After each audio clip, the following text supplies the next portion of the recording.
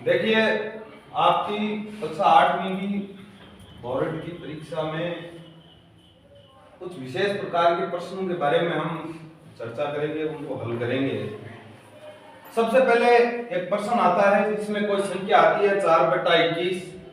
इसका एक तो प्रश्न आता है कि योज्य प्रतिलोम ज्ञात कीजिए, और एक इसी का प्रश्न आता है गुणात्मक प्रतिलोम ज्ञात कीजिए।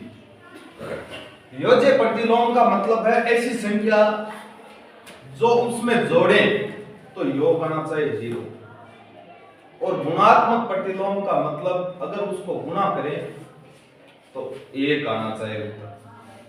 अब जैसे आपके पास में संख्या है 4/21।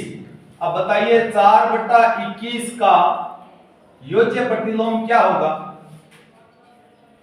4/21 का योज्य प्रतिलोम यानी प्रतिलोम का मतलब होता है उल्टा, और इसका प्रतिलोम का उल्टा क्या होगा? यानी चिन्ह चेंज करना है।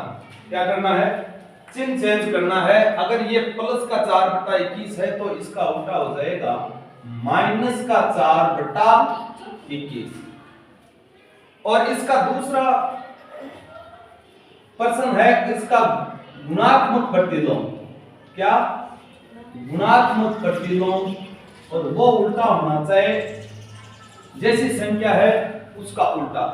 चिन्ह तो वही रहेगा, लेकिन अगर अंश को हर में, हर को अंश में, यानी 4/21 का गुणात्मक प्रतिलोम क्या होगा? 4/21 का गुणात्मक प्रतिलोम होगा 21/7 उल्टा। उसके बाद में देखिए ये चाहे कैसा ही आ जाए, यहां पर योज्य प्रतिलोम में आपको चिन्ह चेंज कर देना है। प्लस का है तो उसको क्या करना है? माइनस का, और माइनस का है तो प्लस का। संख्या वही रहेगी, लेकिन गुणात्मक प्रतिलोम में चिन्ह है वो वही रहेगा, लेकिन अंश और हर में आपस में अदला बदली करनी है।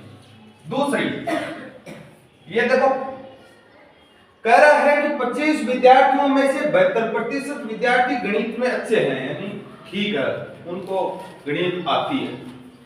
तो बताओ कितने विद्यार्थी गणित में अच्छे नहीं? अब इसमें प्रतिशत में नहीं पूछा है, विद्यार्थियों की संख्या पूछी है। प्रतिशत हमेशा 100 पर गणना की जाती है, यानी कुल अगर विद्यार्थी 100 हैं, उनमें से 72% विद्यार्थी अच्छे, तो बाकी के अच्छे हैं न कितने? प्रतिशत में अगर पूछता तो 100 में से 72 घटाए कितने? 28% विद्यार्थी गणित में अच्छे नहीं है। लेकिन विद्यार्थी 100 नहीं है, अपने पास विद्यार्थी कितने हैं? 25। तो यानी 100 में से 28% विद्यार्थी गणित में अच्छे नहीं है, तो 25 में से कितने होंगे? यानी आपको ज्ञात करना है 25 विद्यार्थियों का 28%। 25 विद्यार्थियों का 28%। और किसी भी संख्या का प्रतिशत गुणा करते हैं ना, तो उसको क्या करते हैं? 25 को उस प्रतिशत से गुणा किया जाता है, और 100 का क्या दिया जाता है? भाग दिया जाता है। यानी 25 गुना 28/100। ये गणित में अच्छे नहीं है, अच्छे तो 72% है, तो 100 विद्यार्थी हैं तो उसमें 72% विद्यार्थी अच्छे हैं। तो कितने विद्यार्थी गणित में अच्छे नहीं है? 100 में से 28%। तो 25 में से कितने? तो 25 का 28% निकालेंगे। देखो 25 को 100 से कटा कितनी बार? 4 बार, और 4 का 28 में भाग दिया। कुल विद्यार्थी कितने अच्छे नहीं है? 60 विद्यार्थी 25 में से अच्छे नहीं है, बाकी 18 विद्यार्थी गणित में अच्छे। आगे वाला प्रश्न देखो, ये एक ही आगे वाला 13वीं प्रश्नावली से आता है। सीधा अनुपात और प्रतिलोम अनुपात में, सीधा अनुपात और प्रतिलोम अनुपात में देखो, उसमें आपको एक सारणी बनानी पड़ती है, और ये सारणी बना लिया आपको।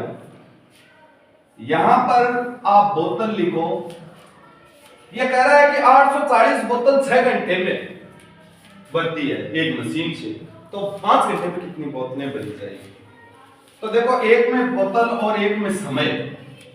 जब 840 बोतल भरी जाती हैं 6 घंटे में, तो 840 के नीचे समय लिखेंगे।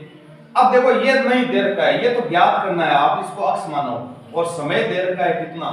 5 घंटा। अब आपको पहले तो ये ध्यान में रखना है कि ये अनुपात सीधा है या प्रतिलोम। तो देखिए, जिसमें एक संख्या अगर बढ़े तो दूसरी भी अगर बढ़ती है तो वो तो होता है सीधा, और अगर एक संख्या कम होती है, दूसरी भी कम होती है, तो भी सीधा। अब देखो यहां पर 840 है, अगर यहां पर 6 की जगह 5 हो रही है, तो अब बताओ 840 से यहां पर जो संख्या आएगी वो कम आएगी ज्यादा? कम आएगी। कितनी क्या आएगी? कम आएगी। तो इसका मतलब ये सीधा अनुपात है। क्या है? और सीधा अनुपात होता है ना, तो उसको सीधा एक अनुपात करके लिख दो। देखो 840/6 का अनुपात कर दो और इस अक्ष और 5 का अनुपात कर दो बराबर। और अब हम करेंगे इनको, क्या करेंगे? वज्र गुना। क्या करेंगे? वज्र गुना। यानी अक्ष को तो गुना करो 6 से और 840 को गुना करो 5 से।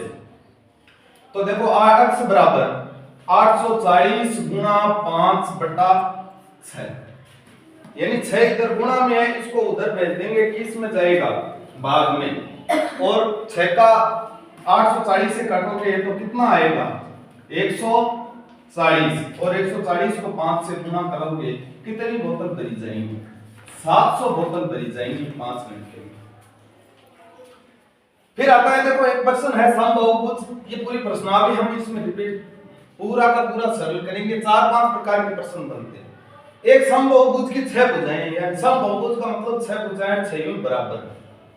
अब इसमें पहले तो ये आता है कि सबसे पहले प्रश्न पूछ लिया जाए कि प्रत्येक बाह्यम कोण का, बाह्यम कोण का। देखो बहुभुज चाहे कोई सा ही हो, सम अष्टभुज हो, षटभुज हो, कुछ भी हो, लेकिन उनके बाह्यम कोणों का जोड़ हमेशा 360 डिग्री होता है। बाह्यम कोणों का केवल, अंतः कोणों का तो जितनी भुजाएं होती हैं उनका अलग होता है। तो देखो प्रत्येक बाह्यम कोण का मान ज्ञात करना है, तो इसका मतलब होता है कि 360 डिग्री बटा भुजाओं की संख्या, भुजाओं की संख्या, भुजाओं की संख्या 360 बटा भुजा कितनी है? भुजा कितनी दे रखी है? 6, और 6 का भाग दे दो, तो प्रत्येक बाह्यम कोण का मान कितना? 60। अब आपको इसी में से पूछ लिया जाए कि प्रत्येक अंतः कोण का, प्रत्येक अंतः कोण का मान। अब देखिए आप इस चित्र पर ध्यान दीजिए। बाह्यम कोण का मतलब होता है कि देखो ये कोण है, ये कोण है बाह्यम कोण, ये कोण है, ये कोण है, ये सभी बाह्यम कोण है। अब आप बताइए, एक सरल रेखा 180 डिग्री का कोण बनाती है कि नहीं? और ये इतना 60 है, तो बाकी का बचा हुआ कितना होगा? 120 डिग्री। यानी सभी कोण बाह्यम अंतः कोण है वो कितने, प्रत्येक अंतः कोण कितने डिग्री का होगा? यानी बाह्यम कोण है उसको 180 में से घटा देंगे तो कितना आ जाएगा? 120 डिग्री। आगे आने वाला प्रश्न होता है कि इसमें अंतः कोणों का योग, अंतः कोणों का योग। तो देखो इसका एक सूत्र होता है कि n-2 इंटू 180, यानी n है यहां पर भुजाओं की संख्या है, जो यहां पर भुजाओं की संख्या है 6, 6 में से 2 घटाओ और 180 से क्या करो? गुणा करो। यानी 4 को गुणा करना है आपको किससे? 180 से, तो कितना आएगा? 720। सभी अंतः कोणों का जोड़ कितना होगा? 720 डिग्री।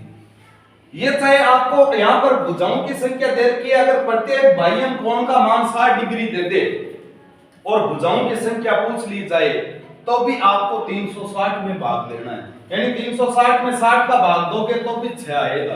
तो ये 4 प्रकार के प्रश्न बनते हैं। प्रत्येक बाह्यम कोण का मान, भुजाओं की संख्या, प्रत्येक अंतः कोण का मान, अंतः कोणों का योग। इनमें सबसे पहले आपको क्या करना है? बाह्यम कोण का मान ज्ञात कर लेना है। बाह्यम कोण का मान ज्ञात कर लोगे, उसको अगर 180 में घटाओगे तो प्रत्येक अंतः कोण का मान आ जाएगा। और अगर भुजाओं की संख्या है तो उसमें से 2 घटाकर 180 से गुणा करोगे तो सभी अंतः कोणों का जोड़ आ जाएगा। ये आपका मुख्य टॉपिक है जिसमें ये पूरी प्रश्नावली में से ये प्रश्न बार बार आ रहे हैं।